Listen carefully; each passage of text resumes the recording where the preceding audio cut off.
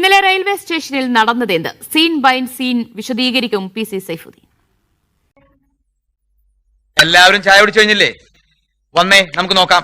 ദിവ്യ ആക്രമിച്ചെന്ന് മന്ത്രിയും CPM-ഉം പറയുന്നു. ഈ കണ്ണോണ്ട് ഇയാൾ കണ്ട്, ഈ കാതോണ്ട് ഇയാൾ കേട്ടു. ആക്രമിച്ചില്ല എന്ന് KCU-വും കോൺഗ്രസും പറയുന്നു. എന്താണ് ഇന്നലെ കണ്ണൂരിൽ സംഭവിച്ചത് എന്ന് നമുക്കൊന്ന് റിവൈൻഡ് ചെയ്ത് കാണാം. ആയിക്കോട്ടെ, ഇന്ന് നമുക്ക് ഇവിടെ തന്നെ കൂടാ, എല്ലാം അറിഞ്ഞിട്ട് തന്നെ കാര്യം. ആദ്യത്തെ സീൻ ഒന്നാം പ്ലാറ്റ്ഫോം മന്ത്രി റെയിൽവേ സ്റ്റേഷനിലേക്ക് വരുന്ന ദൃശ്യങ്ങളാണ് കാണുന്നത്. കാറിൽ നിന്ന് മന്ത്രി പുറത്തിറങ്ങുന്നു. കാറിൽ നിന്ന് മന്ത്രി പുറത്തിറങ്ങുന്നതിന് മുമ്പേ തന്നെ അവരുടെ ഗൺമാൻ പുറത്തേക്ക് ഇറങ്ങുന്നുണ്ട്. ഈ ഗൺമാനെ പിന്നീട് നമുക്ക് ആ ദൃശ്യങ്ങളിൽ ഈ സംഘർഷം ഉണ്ടാകുന്ന സമയത്തും കാണേണ്ടതുണ്ട്. എന്തോ കുത്തി പറയുന്ന പോലെ എനിക്ക് ഫീൽ ചെയ്യുന്നുണ്ട് കേട്ടോ. കുത്തിയില്ലല്ലോ, കുത്താൻ പോണല്ലേ ഉള്ളൂ.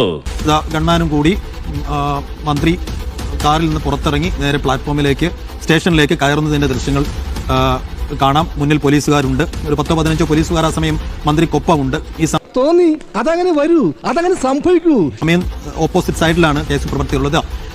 സ്റ്റേഷനിലേക്ക് കയറി സ്റ്റേഷനിലേക്ക് പ്ലാറ്റ്ഫോമിലേക്ക് പോകുന്നതിനിടെയാണ് KSU പ്രവർത്തകർ പ്രതിഷേധവുമായി എത്തുന്നത്. കൂടെ ഉണ്ടായിരുന്ന പോലീസ് തടയുന്നുണ്ട്. പോലീസിനോട് മന്ത്രി സംസാരിക്കുന്നുണ്ട്. KSU പ്രവർത്തകർ പ്രതിഷേധവുമായി എത്തുമ്പോൾ പോലീസ് തടയുമ്പോൾ ആ പോലീസുകാരോടും സംസാരിക്കുന്നുണ്ട്. ഒപ്പം KSU പ്രവർത്തകരോട് കയർക്കുകയും ചോദിക്കുകയും മുന്നോട്ടായുകയും ചെയ്യുന്നുണ്ട് മന്ത്രി. സീൻ 2 ഇപ്പോൾ നമ്മൾ കണ്ടുകൊണ്ടിരിക്കുന്നത്. സീൻ 3 ഒന്നാം പ്ലാറ്റ്ഫോം തന്നെയാണ്. മന്ത്രി പ്രതിഷേധക്കാരോട് തട്ടിക്കയറുന്നുണ്ട്. പോലീസ് മന്ത്രിയെ അനുനയിപ്പിക്കാൻ ശ്രമിക്കുന്നുണ്ട്. അതേസമയം ഈ നേരിട്ട്, അതായത് KSUക്കാരോട് നേരിട്ട് സംസാരിക്കാൻ കൂടി ശ്രമിക്കുന്നുണ്ട് മന്ത്രി. അതാണ് നമ്മൾ സീൻ 3-ൽ നമ്മൾ കാണുന്നത്.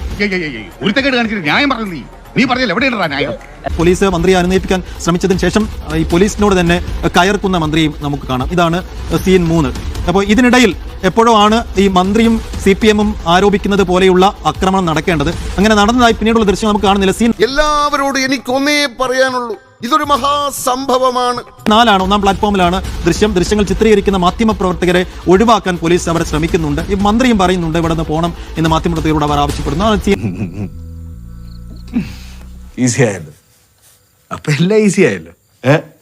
എന്നാൽ മാധ്യമപ്രവർത്തകരോട് പോകാൻ മന്ത്രി പറയുമ്പോഴൊക്കെ മന്ത്രിക്ക് അങ്ങനെ ഒരു പരിക്ക് പറ്റിയതായി നമുക്ക് അവരുടെ മുഖഭാവങ്ങളിൽ നിന്നും അവരുടെ മാനേഴ്സിൽ നിന്നും കാണാൻ കഴിയുന്നില്ല എന്നതാണ് ഈ ദൃശ്യങ്ങളിൽ നിന്ന് നമുക്ക് മനസ്സിലാക്കാൻ കഴിയുന്നത്.